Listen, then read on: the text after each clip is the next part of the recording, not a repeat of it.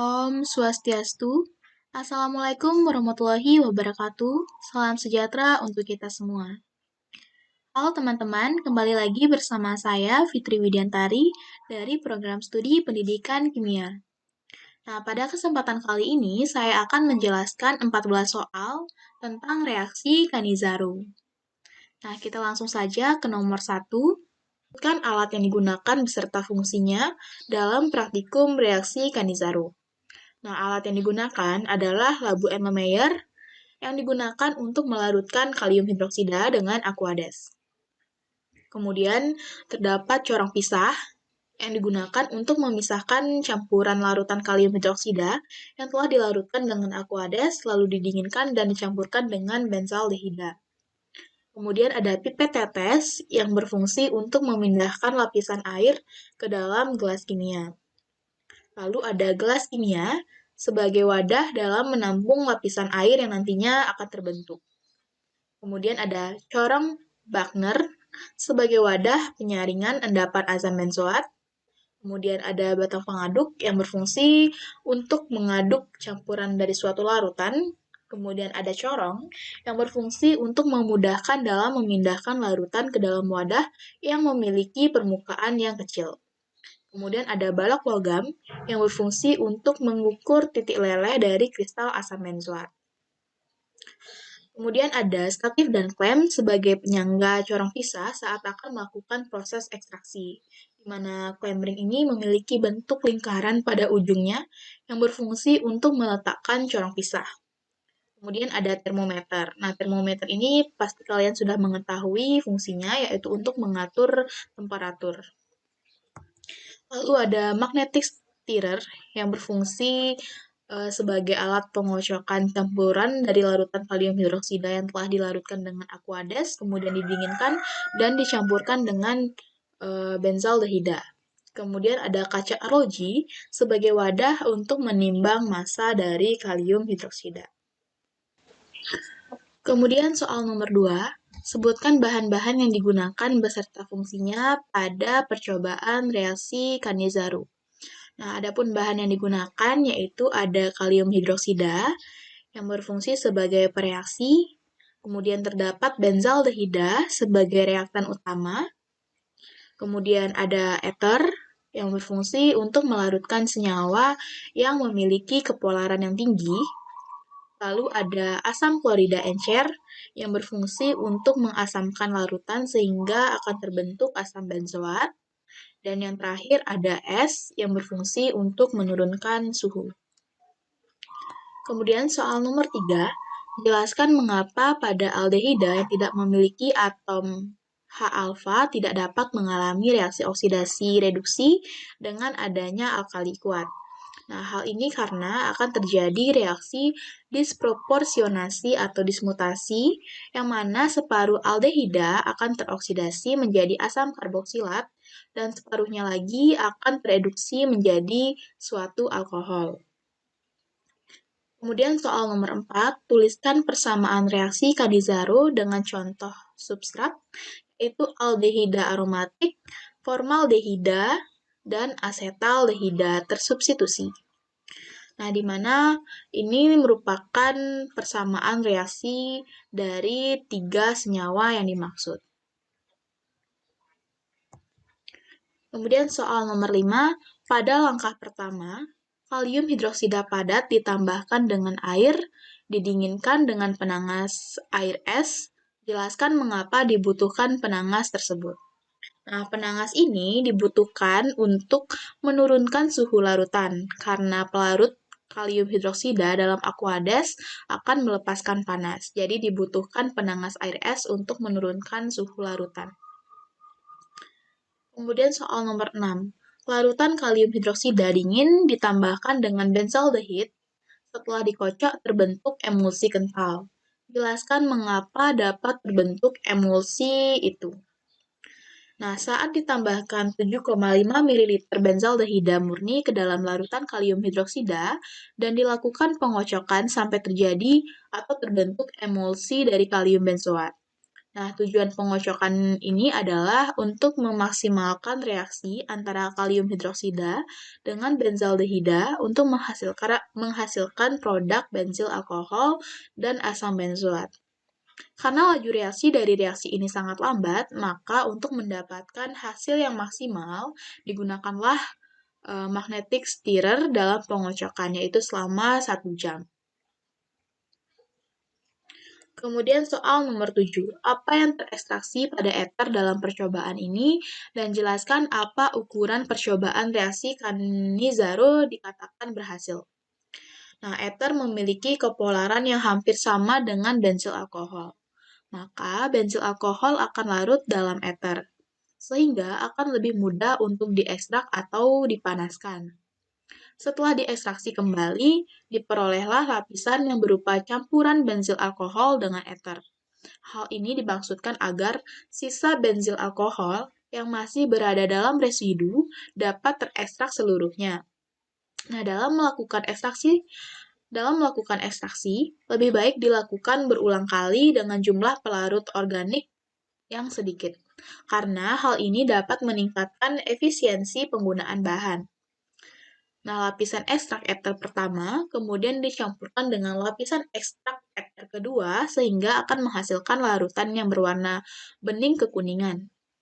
Adapun faktor-faktor yang mempengaruhi keberhasilan suatu reaksi Cannizzaro adalah yang pertama yaitu reaksi yang sempurna antara kalium hidroksida dengan benzaldehida, yaitu tidak adanya zat-zat penghambat, kemudian tidak adanya air dalam larutan hasil, kemudian pengikatan air oleh tembaga sulfat yang efektif.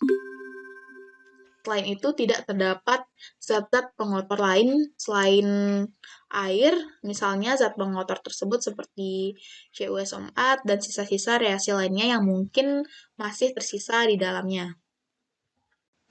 Berikutnya adalah soal nomor 8, tuliskan reaksi alkohol panas dengan suatu asam kuat. Nah, seperti yang kita lihat pada slide, ini merupakan contoh reaksi senyawa etanol dengan asam sulfat, yaitu di mana asam sulfat ini memiliki suhu kurang lebih 180 derajat Celcius. Nah, reaksi etanol dengan asam sulfat ini akan menghasilkan produk berupa etena dan juga H2O. Nomor 9, jelaskan mengapa alkohol tersier dalam reaksi dengan asam kuat lebih stabil.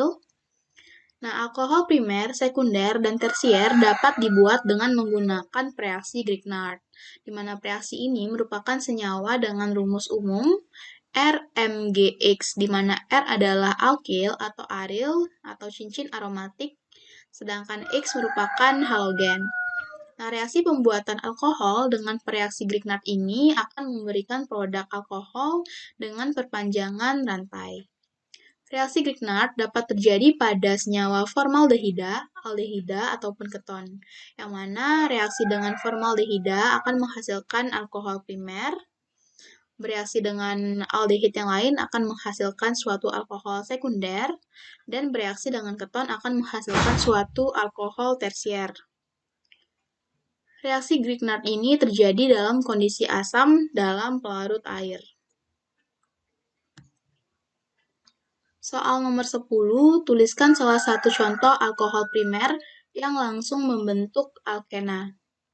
Nah, ini merupakan salah satu contoh alkohol primer yang langsung membentuk alkena, di mana ini merupakan senyawa etanol yang dengan bantuan asam sulfat pekat atau bereaksi dengan asam sulfat pekat akan menghasilkan produk etena dan juga air atau H2O.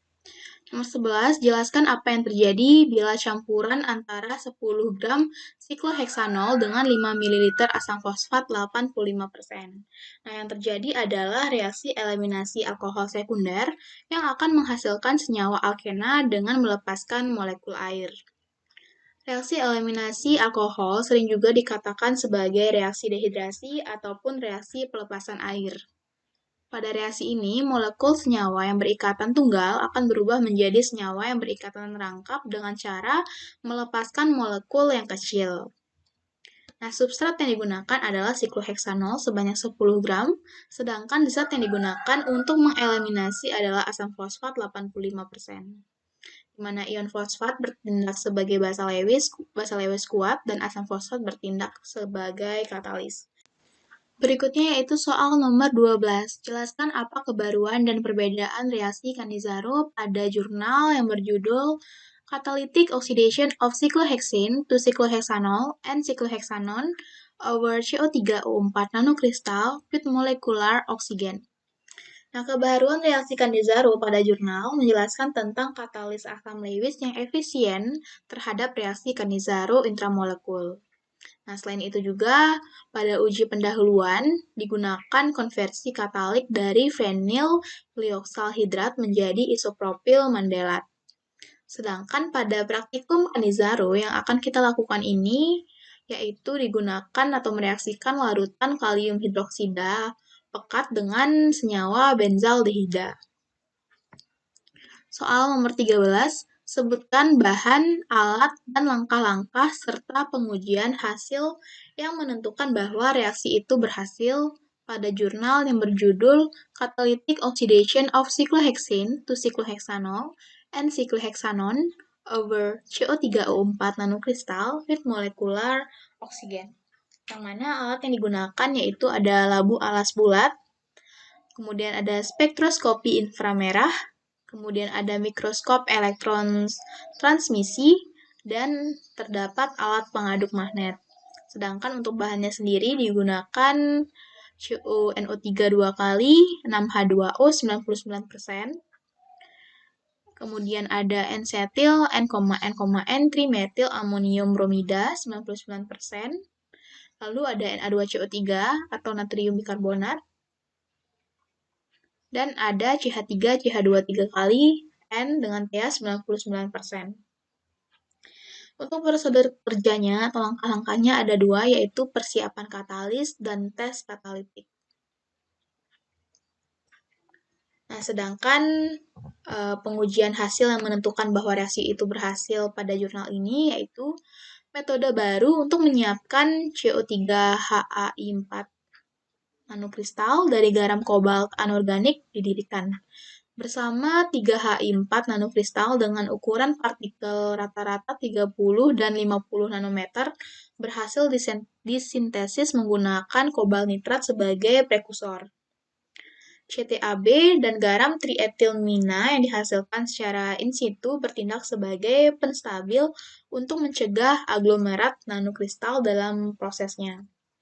Nah, bersama dengan ini, 3Hi4 nanokristal merupakan katalis yang efektif dalam oksidasi sikloheksana menjadi sikloheksanol dan sikloheksanon dengan menggunakan oksigen molekuler sebagai oksidannya. Soal yang terakhir yaitu jelaskan apa makna kedua data dan apa informasi yang bisa diperoleh dari data berikut.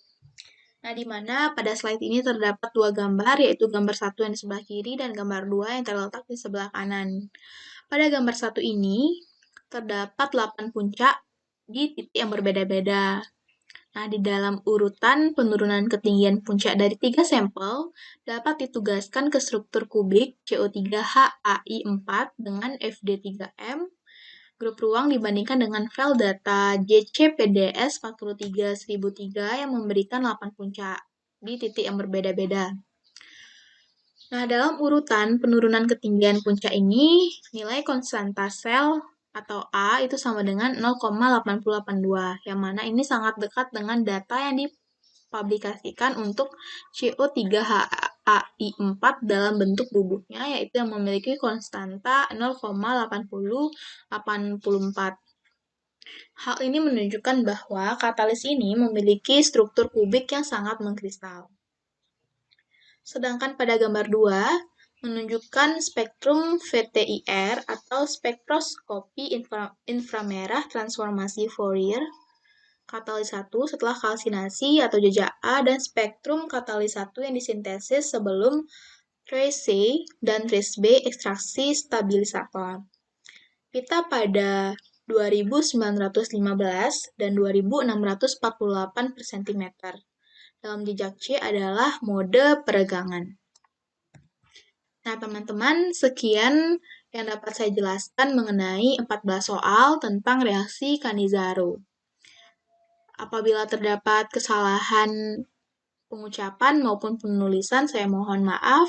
Dan untuk mengakhiri, saya tutup dengan Paramesanti. Om Santi Santi Santi Om. Wassalamualaikum warahmatullahi wabarakatuh. Salam sejahtera untuk kita semua. Terima kasih.